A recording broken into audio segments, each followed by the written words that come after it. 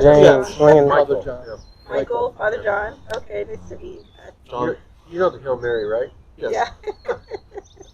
You start with that one. That's our prayer. Full of something. Well, it's a Full little of something. Huh? You guys are on. You're live. Okay, here we are. May 28th.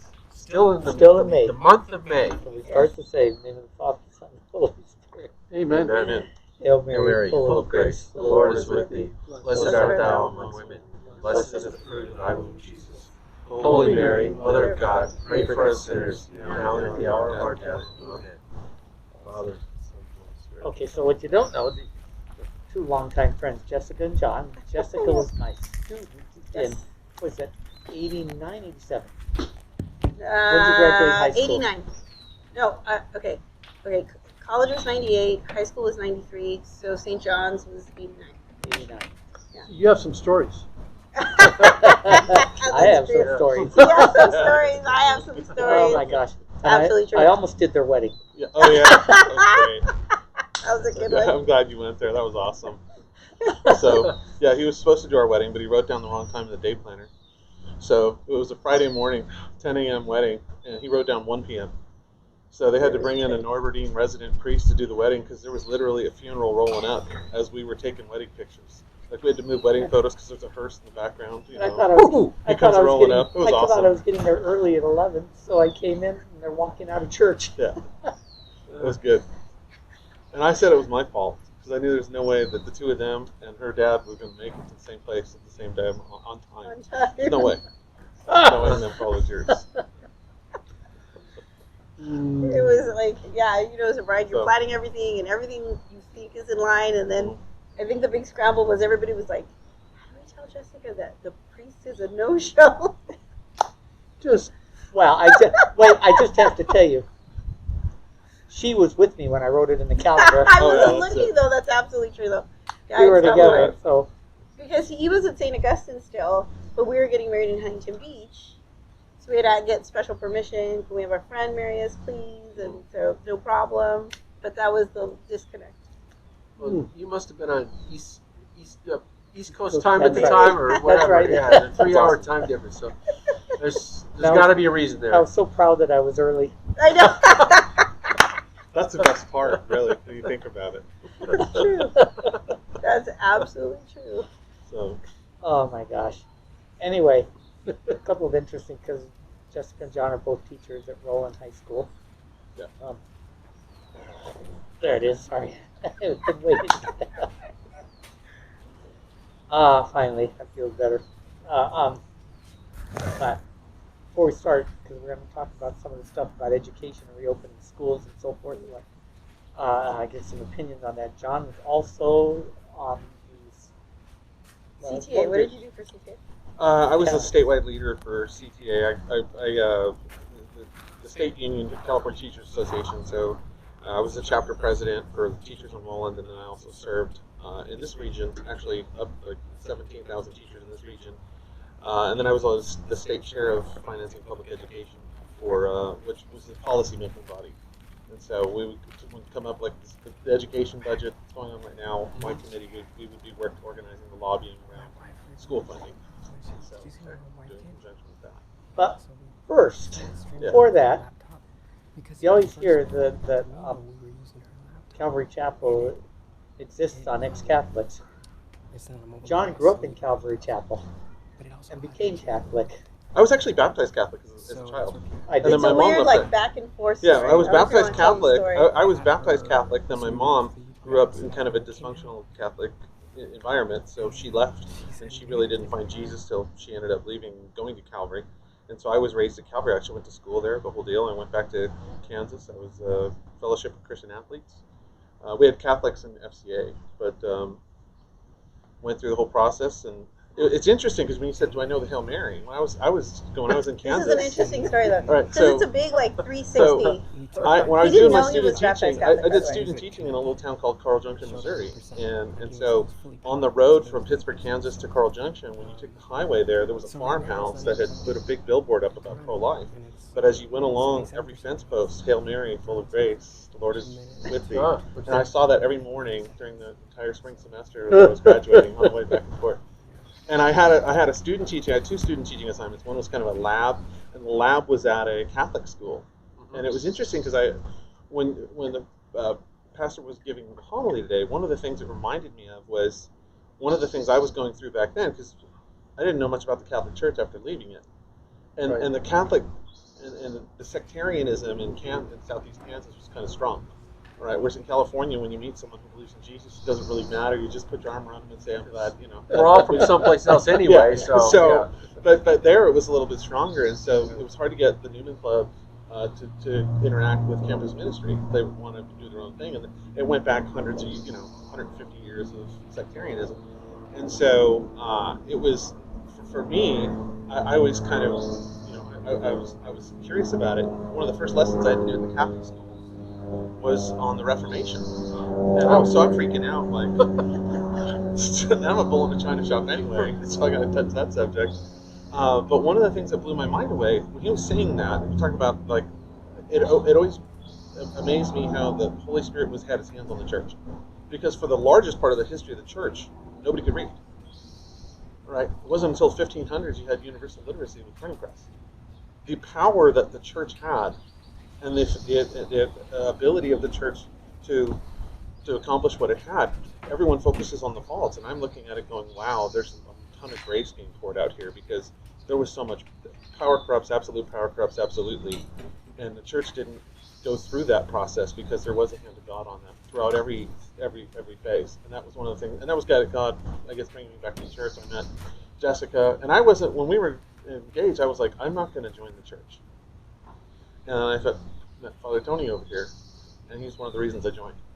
We were talking with him, and I said, Mom, this guy is filled with the Holy Spirit. That and Mother Teresa. Yeah. You're two Tell of me your the Mother reasons. Teresa So story. when I was back in one of the channels, when they had like 20 channels of cable, and one of them was EWTN. And so Mother Teresa was doing a address at the Conference of Catholic Bishops. And I was just sitting there watching it one day, and so the tiny little woman walks up there. And when she gets done, she was talking about an infant in her arms that was dying in the streets of Calcutta. And what she was doing to just bring a joy. And I was just sitting there, I'm fighting back tears myself, and I'm watching all the bishops cry, and I'm thinking, because you hear people say, well, like I said, the sectarianism was really strong. Right? These people aren't even saved. I mean, that's kind of stuff that would go on. And I'm thinking to myself, well, all I know is when I die, if I'm standing outside the pearly gates and I find out she didn't make it in, I'm going to get real nervous at that point. I have no business standing in that line, And so, I just was blown away by her. And so that when I realized, saw the Holy Spirit active in her, and then Pope John Paul II. But when I got to know Father Tony, I really saw the Spirit of God alive. And so that was when I say yes. And so I was listening to Greg Laurie earlier this week, and I listen to those things and I get fed. But I see the history of the church, and I guess I'm a testimony to it. I don't know. You're usually mad at me, so I don't even know what that was. Oh, that's a great witness, and 3 It's like a saints big in a row there. Yeah. So, Let me tell you a story about Jessica. oh, here we go. Uh-oh. She went Oh, that's a big. She went to Mount St. big Mary's. thing. I'm a And total Catholic school kid. St. Yeah. John the Baptist, Bishop Wilmot High School, Dominican College of San Rafael. Then I came back down to Mount St. Mary's. Yeah. And so, Religious studies and Spanish major. yes, and a So- philosophy minor. Mike's a Thomas Aquinas scholar. Ooh. And I teach at St. John's Seminary, teach philosophy. Oh, wow. Who My did I second speak career. to that helped me with my thesis, my senior thesis?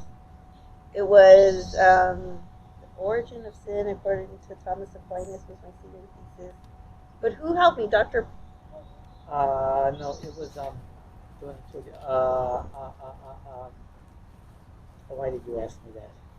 Meanwhile, you're thinking about it, it was so awesome because his freshman year at the seminary was my Pat freshman Mitchell. year. Pat Mitchell. Was it Pat Mitchell? Yeah, Dr. Mitchell. He was Yes. a Thomas Aquinas guy. Yes, and so we were kind of both religious studies majors. He was like for real. He was studying. He to was be a for priest. real. Right? He was getting his MDiv, and I was just getting my bachelor's.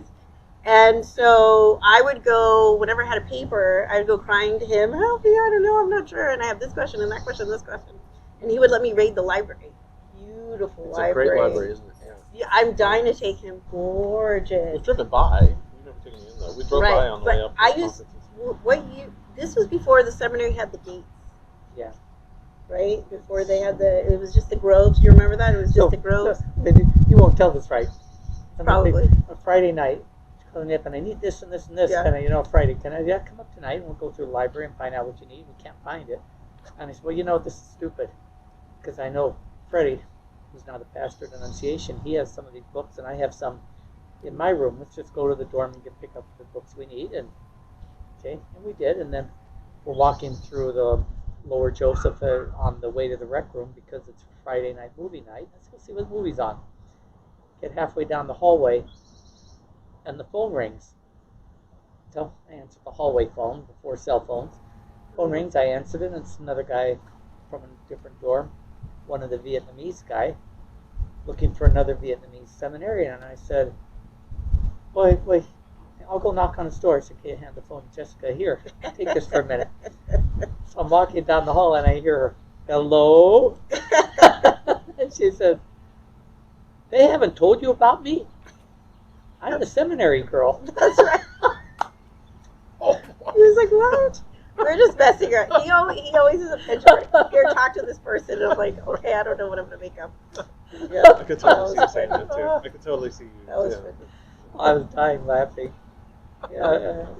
Yeah, but such a beautiful library. Such. And then we went up for, Yeah. when we went, Anyway, the topic for tonight. topic. Got a few things to ask you there, but first, how have you found teaching online? Ugh. In the public side, I think it's an unequivocal disaster for two big reasons.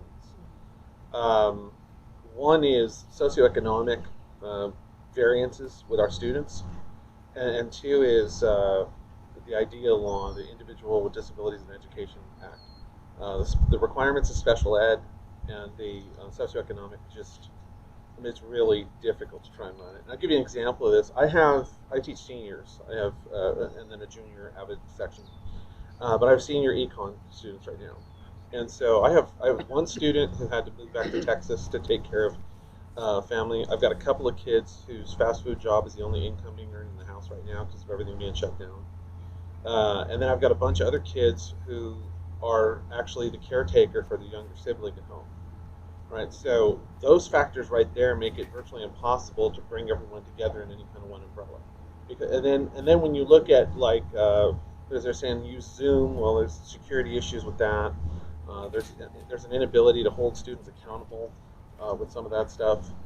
And to cover the material, and this is the most relevant stuff they're ever going to see. Remember, right now we're talking the topics we missed were GDP, inflation, unemployment, all the things that are happening in the economy right now. Those are the very things we're supposed to be covering. And it's just some kids don't have access. And in the Catholic system, I think what we've been dealing with in the Catholic system, it's a more homogenous group. I mean, the parents are required to do certain things. But we can't do that in the public system because Because the kids go to Catholic school. Your kids. Yeah, our kids. Yeah. And so Yeah. it's a real challenge. It really is. And I feel bad for the kids.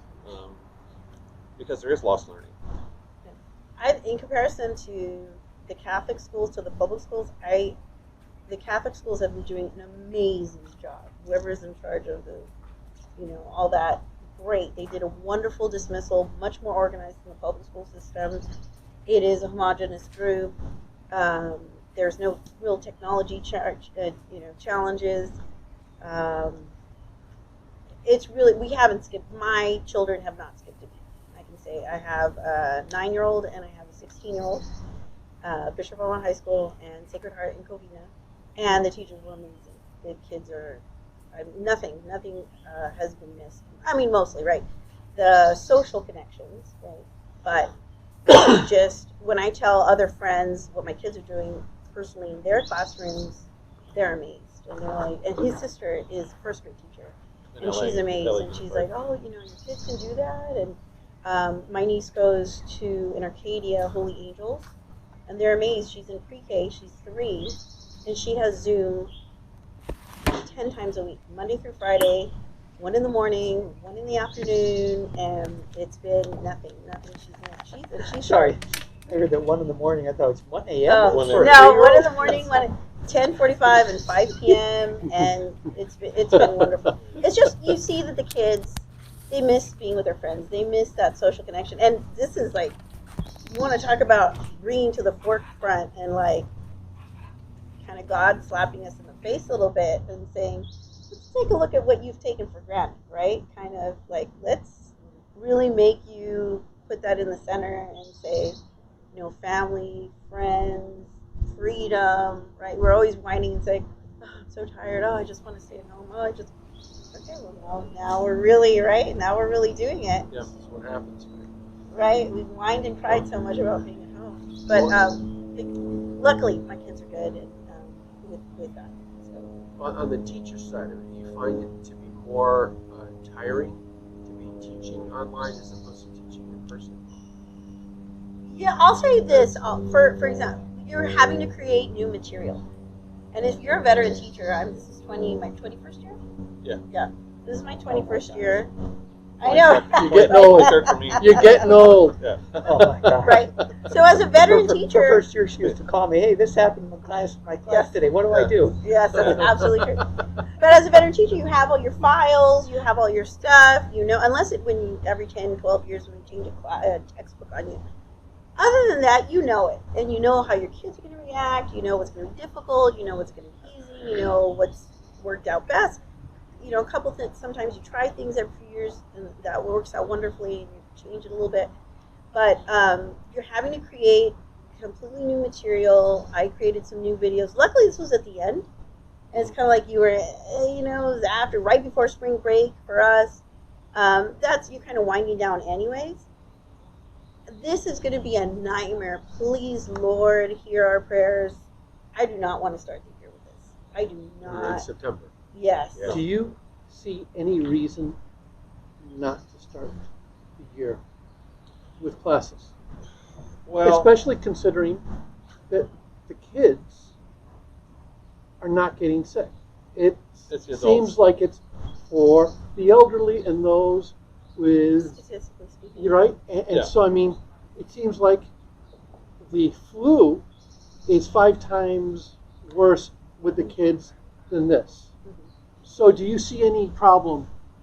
I don't, but I will say that you do have a third of the teachers in the nation are over the age of 50, so it's going to be more of an issue with staffing, and you're going to see, that becomes a real problem if people start getting sick on the staffing side, and I think that's what a lot of people are scared of. The other thing is because the science on the kids is not totally known in terms of lingering effects.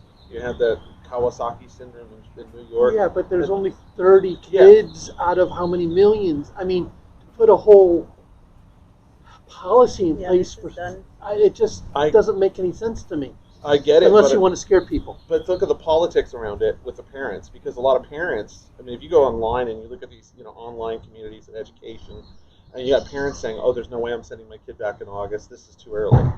And so, the way public system is set up is we're funded on attendance. All right, so if kids are not there, the school's not receiving funding to cover staffing costs. And so that becomes an issue when you sit there and say, what are we going to do? Are we going to go online? And I don't think anybody has answers to it right now. I suggested we would kick the start of the year out until after Labor Day at least. I want to ask you, is education underfunded? For what we're asked to do in the public sector, yeah, because we have kids in our district that we're spending $350,000 a year on to have them privately educated in New Mexico because they were born addicted to some drug, and the district's on the hook to cover the. There are things that we are on the hook for that are. I'm asking it because Yeah. the first thing they say they're in California, and with the budget cuts, and they cut back Yeah. on education, and then they come and say only 16 kids per classroom, That's not which gonna- means yeah. more teachers, more staffing. How?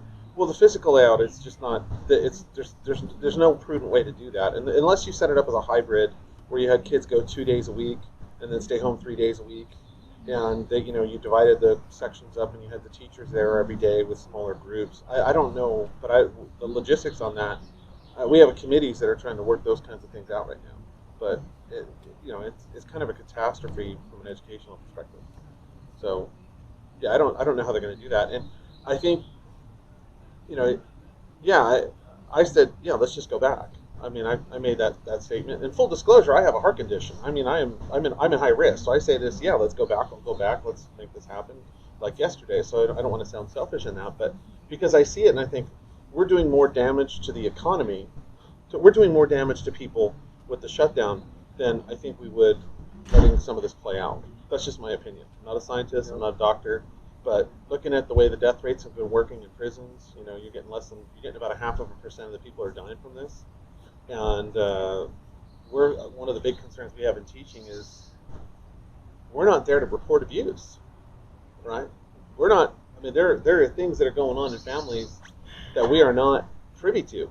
And we have had in my school, I know through the Zoom, there have been a couple of abuse reports filed just because of what teachers have observed in Zoom. And so they've had in the background or something. In the background, and so what they've had to see. So we are dealing with things, and we are aware that there are challenges that the kids are facing that we're not there to interact with. And I think you have to weigh that as well. Sure, there's a lot of stress that's going on, and for families where the breadwinners have lost their jobs with no certainty when they're going to get hired back, if at all, and then just the constant uncertainty about when is this going to be over, when's it going to be over, because we always get this notice, well, another 15 days and then we'll see. Everyone can wait out that 15 days, and then the kid's kicked out another 30 days, and this has happened several times. That's when I think when people start really to lose a sense of hope, and then the church isn't there to help support them because you can't go to Mass. Yeah. So you're kind of left on your own watching reruns, and you know how healthy that is. Yeah. Even before that, though, and this is why, you know, we made a decision early on. We work in public schools. I love where I work. I have a great management team. A great place to go into work. Really we enjoy our jobs every day. Yes.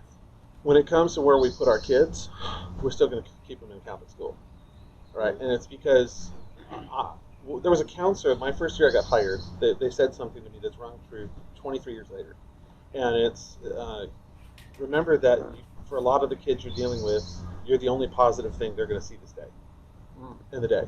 And I have had to witness that. 22 years later, that thing rings more true now than it ever did before, and we're not there to interact with them because of this, because of the shutdown. Right. Sounds like the shutdown's more dangerous than not the shutdown. In a lot of, if you take a big picture. The costs are more diffuse as a result of the shutdown, so they're harder to measure, and they're probably longer term. Yeah. The actual illness itself, that's very dramatic. You can see Yeah, but the obituary list. My question is, can you just focus on that Well, without the other factors? I think we need to look at the big picture. Well, I look at, you know, the second quarter GDP results are going to be out at the end of July, all right? So this month is we're going into last month of the second quarter.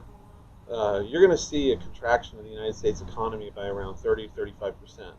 So how long is it going to take to recover from that? Because the last time we had a contraction like that was the Great Depression. Yeah. And it took a war to get us out of that. Yes. And so, I mean, the damage is real. The damage is, and it's sustained. I don't know how long. And it's felt by the poor more than anybody else. Yeah, absolutely. And a lot of the people who are making decisions in Sacramento, they don't have a problem with money. No, I mean, this is a real. I mean, this is like they're a not real, the poor. Yeah. They're not the poor. And that's what Yeah. I'm worried about. this was a Yeah. real point of anxiety, and we hadn't even talked about it. I was even like, I'm going to call Tony because I don't know how to resolve this psychologically. Like when this school dismissal occurred, like it was so fast at our school. I was telling John, like, I'm almost like paralyzed by the guilt that we get to keep our paychecks. Yeah. And then it's like overwhelming. It's like, well, who do I help? Like, I know this person and that person, and should I go to my students and see who needs help? And you know, how can I help everybody? No, I can't help. Okay, so how do I prioritize? Who am I helping? I mean, it's just this huge guilt. I got to keep my paycheck, my kids got to stay in Catholic school. Yep. Yep. It's almost like One of it's the just things this I asked to say- weight. Survivor's guilt. Yeah. Yes, it's And a there's huge a survivor's variation guilt. of this. And we're only talking about California right now, which is one of the richest states in the richest country in the world. And the other countries that are much closer to living lives of poverty as it is, or they've just gotten out of poverty.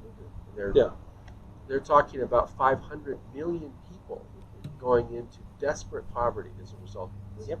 That's And the it's because if you have less wealth, then there's less to be shared. And so we need to get the economy rolling again, but in a safe way. One of the things I ask people from St. Philip's do, whoever watches our masses or whatever, is stop saying we're all in this together.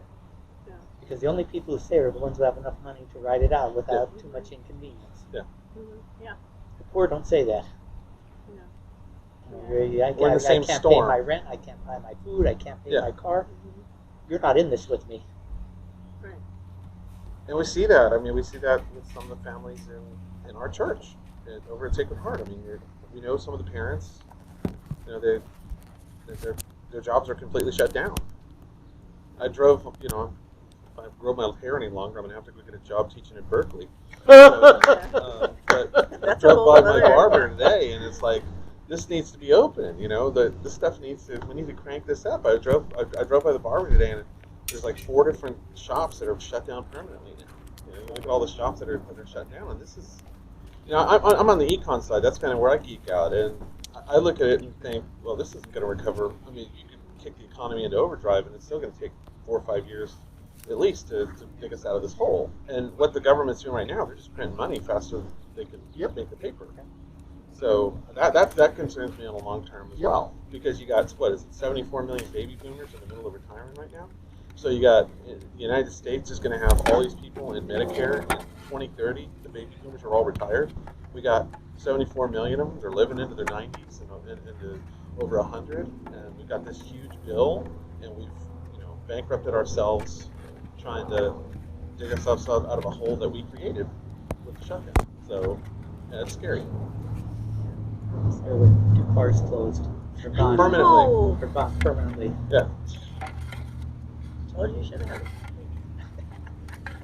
You ever have the pancakes at 2 bars? I've never been. Oh my gosh, they are so good. Well, they were.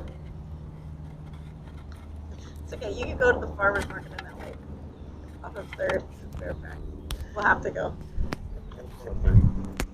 What do you think about this deal where they're saying now, in elementary schools, you teach high school, but in elementary schools, social distancing, which means when recess comes, each kid can have 1 ball to play alone. Oh, that's going to work. Thank you. They'll be throwing the balls at each other. They must have come up with that one in Berkeley. Yeah, I don't even know. I give up. I've dealt with the legislature. I've had to go up there and testify and lobby, and so I whatever. They come up with this stuff. The guidelines on that, because I heard the sports guidelines. With the sports guidelines that came out for high school, and it's like, well, you can't run any sports. Except video games. Kids sitting on this couch, if you want to make that a sport, they're not going to be able to do this stuff. So What's the damage that happens to the kids who are getting out of the inner city and the gangs? oh yeah. And the sports sometimes are saving their lives. And we're just going to cut off the sports by looking just.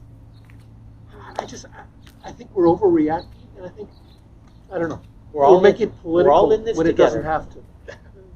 Right. Well, I think it's because I know people of goodwill who are legitimately frightened for their life over the virus because of, anecdotal story, and so because of what they saw with people in ventilators, they've reacted to it that way. And I look at the math, and because they had the Terminal Island prison had it, so I thought, okay, let's look at this. It gets into a prison, it's going to be everywhere.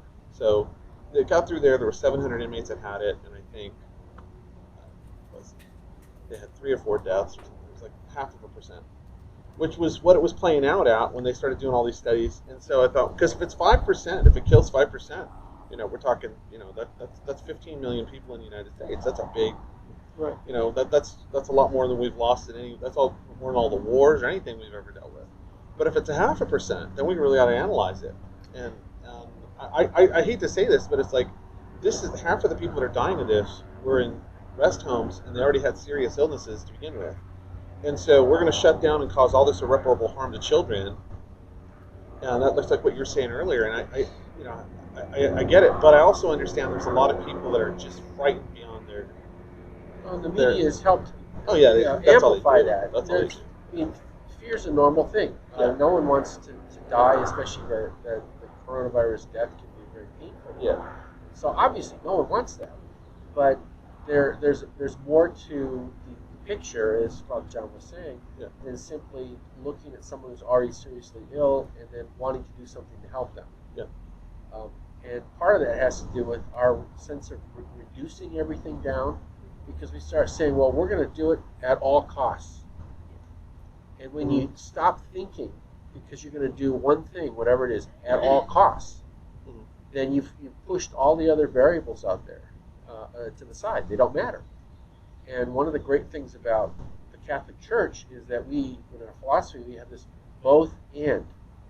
When we talk about faith and reason, when we talk about how we have corporal works of mercy, but we also have spiritual works of mercy, there's always that both and part. And I think if we had some more Catholic educated leaders, they would be looking at the broader picture of the community rather than the sort of gotcha thing, the Twitter analysis, which is we got to do something at all costs.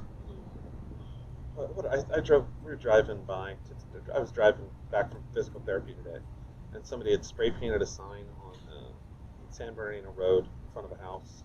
Stop wearing masks, people. Live free.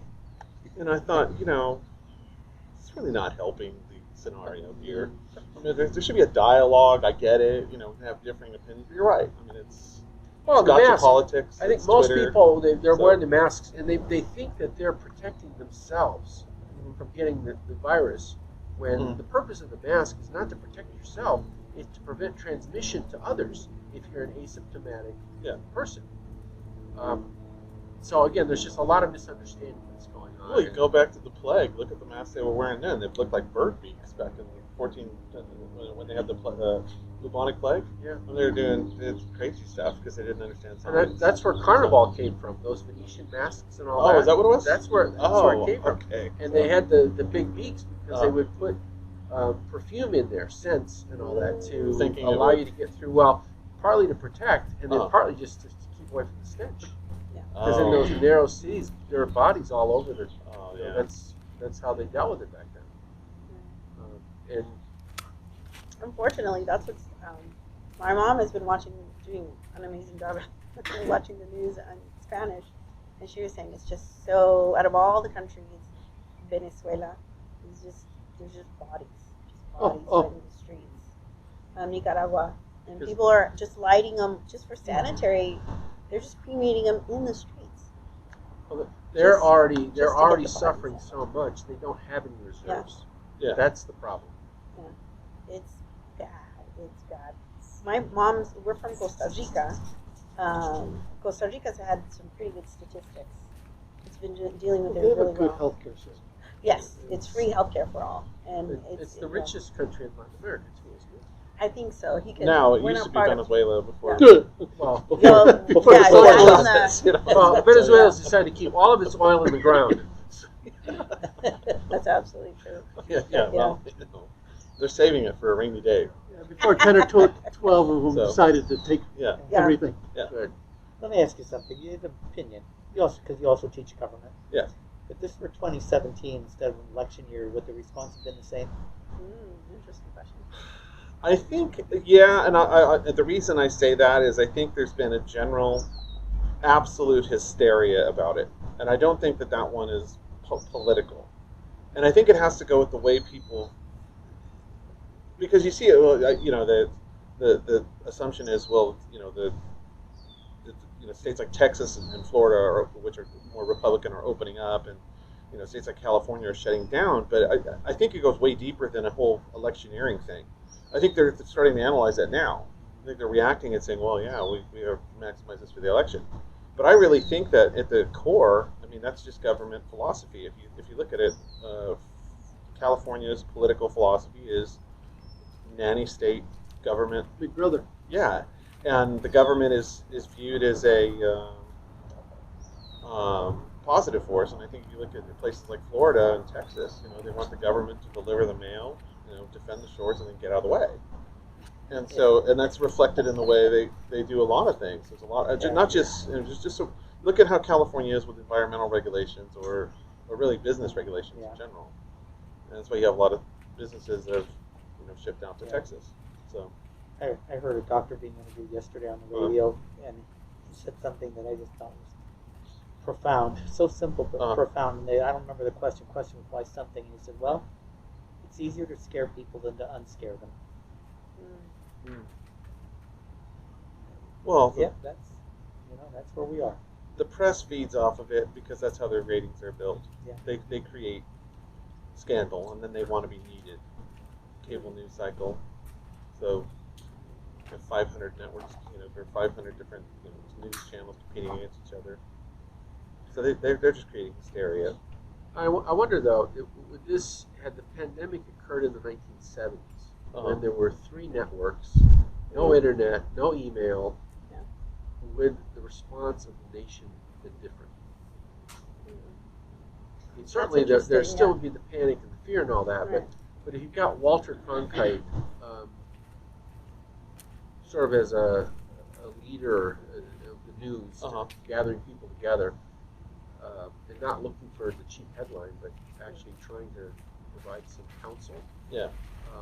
I wonder if we would not have gotten through this better without so much panic. Well, his parents remember the Hong Kong flu. Yeah, my mom because my mom and dad they're taking precautions, but they're saying, wait a minute, we went through Hong Kong flu in 68, 69. We dealt with this. There were, there were people dying. They knew people who died of that.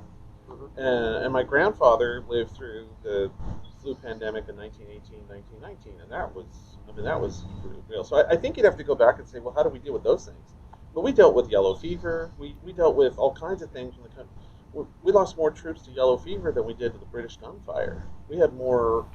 They had the cholera outbreaks and everything, and we just chugged along and said, yeah, this is terrible, but we have to keep moving along.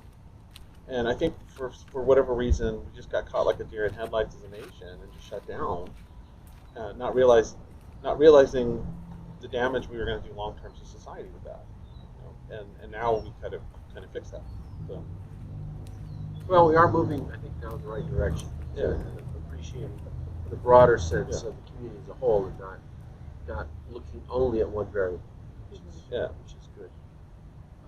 I'm reminded also about there were the polio episodes back in the 30s and 40s, which would go through the community and all that. My sister died of that.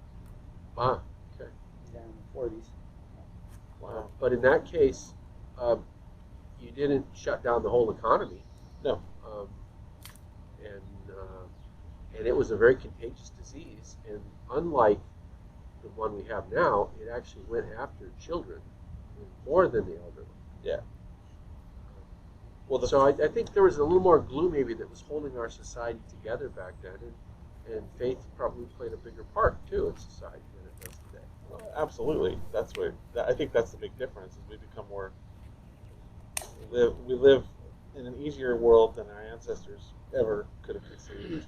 We've gotten lazy, secular, and so when something happens, of course we're going to freak out. Our ancestors, things would happen. We're like, all right, we're going to handle this. Really no choice, You think about it. I mean, I was watching the thing on Grant last night, the Civil War.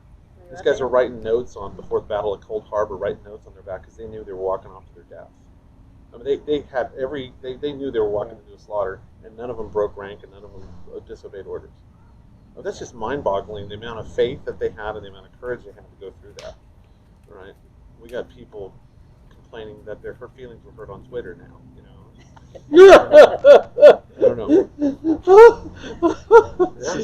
We have counseling for them. Yeah, we gotta get them a therapy dog. It's like I don't know. That's right. That's another thing. It's a thing. It's a real thing. It is. Okay, it's It's an anxiety dog. all right. I'm not going We to say. see them God, on- I'm not on going the to say airplanes when they anymore were that flying. you They were can't surprise me. Okay, I'm not going to say that no more. So just keep saying that could never get any crazier, and then somebody says, "Watch this."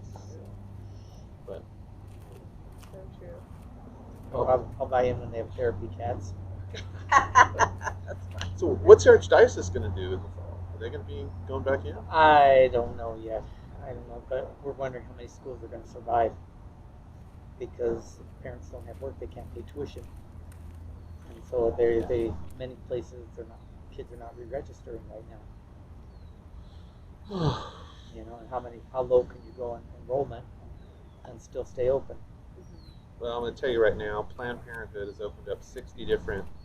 They're involved with 60 different high schools in Los Angeles County. They're disguised as mental health clinics, but they're in there. That's what's going on. They're health centers for students. Faculty's not allowed to go near them, not even the principal. Not allowed anywhere near them. 60 high schools in Los Angeles County. Who's making that rule? State of California did a. This is what goes on. You know, these are things are happening right before our very eyes. King Gavin? It's the legislatures actually. The legislature's pushing that, but it's public-private partnerships, and they're setting up health clinics for. What they've done is they've all of the teen suicide issues that were brought up. This is one of the ways to deal with that. Well, Planned Parenthood is a partner. The faculty's not allowed anywhere near these places. There's not a single teacher can go near it because of HIPAA. That's the argument being made That's there. the argument. And so,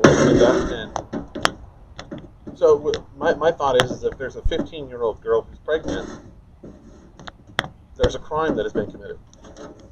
All right. Why would we not bring the parents into that discussion? And so those are the battles that are raging in public schools across LA County. And if you guys really want to take a look at the sex ed curriculum that's state approved, because they're freaking out. If you want to know what's going on, I mean, school districts all over the place right now are trying to figure out how to not do health classes online because they're supposed to cover this, and the last thing they want to see is this stuff showing up in people's living rooms, what the state has mandated they're supposed to teach. Maybe parents, if they knew that, they'd stand up and say, change the program or get a new job, legislator. Yeah. There was some parents protesting in different counties, Yeah. and they were showing up a lot in Orange County. Orange County, and but what you have is like in our community, you've got a community that's kind of balkanized with different languages. And think of how divided LA is. How do you bring all the people together? Because they're out there, you've got 28 or 29 different languages spoken in LA Unified. And so, with all of that, how do you bring everyone together under one message? You need translators all over the place. It's difficult to organize. And Those are the divide and challenges. conquer is always the best way to Devil win. stays in business. So, Yep. basically it. So, but yeah, those are the things that are playing out right now. Well, we are running. We're at 43 minutes now. We're running Well, late. fine. But you gotta come back again. Yeah. Been But you have any last This was questions good. for them? This was good. Father John. I have a ton of questions. but- Well, I'll give you the last one.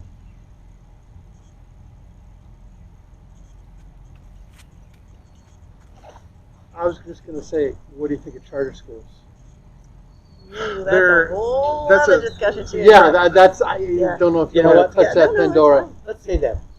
I could do Gonna a be topic back on again. it, but I think it's just a way for people to set up a private school without having to pay for it, having it funded by the government. And what it And does is discriminate against special what ed it kids, does is it too. destroys the public school because it pulls people out of public schools. The only difference between a charter school and a public school is that the charter school have parents who are engaged and involved more than a public school, and Charter- it ends up Charter brain schools are drain. hurting the Catholic They're schools. destroying Catholic schools. Yeah, I heard another parent, one of the girls, my daughter was in Girl Scouts, and one of the other moms said, charter school's great. It's a private school, but I don't have to pay for it. But yet she's not realizing, like as John had mentioned, they have these wellness centers, and we had asked as a faculty before this wellness center had come onto our campus, will you, if a girl comes and says she's pregnant or requests a pregnancy test, as part of the pregnancy test, will you give the pregnancy test? Yes. as part of the whole protocol, what goes on, and they said involved in that pregnancy test will be abortion counseling.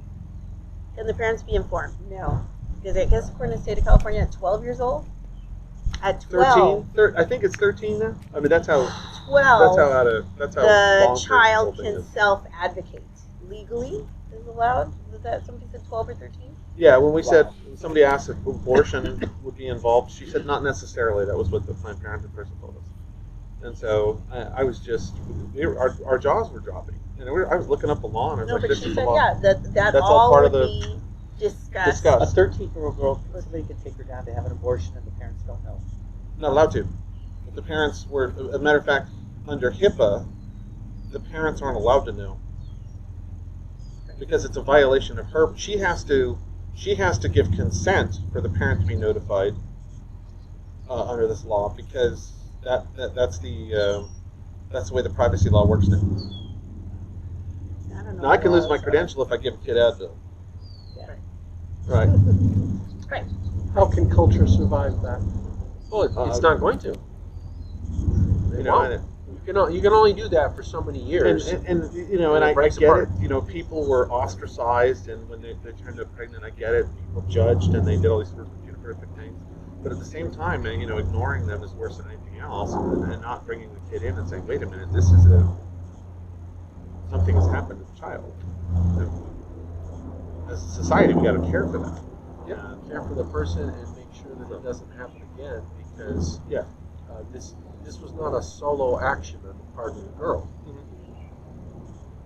So, but that's, you know, when you say, why would I'll be flipping burgers somewhere to eat with kids in Catholic school? I'm not going to do that. It's crazy. Flipping burgers at the Knights of Columbus barbecues. Yeah, the fish fry. Eat the cook. I run the barbecue booth for the church festival stuff. Yeah. Well, shall we close with a prayer? Yeah. In the name of the Father, and the Son, and the Holy Spirit. Amen. Our Father, who art in heaven, hallowed be thy name. Thy kingdom come, thy will be done on earth as it is in heaven. Give us this day our daily bread. Forgive us our trespasses. Please forgive those who trespass against us. And lead us not into temptation, but deliver us from evil. Amen. Father, Son, and Holy Spirit. All right. Thank you, guys. Great. Final word. Don't call the church and ask when we're opening yet. We have to submit our plan to the regional bishop, which I hope will be done Monday. And we need to get that back with the approval, and then we can start with a plan of how we're going to handle everything. Social distancing, only 100 people. How do you do this? How do you do that? Entrance, exit, one-way things. I mean, signs, all kinds of things we have to do to get the plan passed. And as soon as that happens, then we're looking in June. In June. Somebody asked me June 7th. I don't know. We'll see. Let's make that happen if we can. Yeah. All right. Good.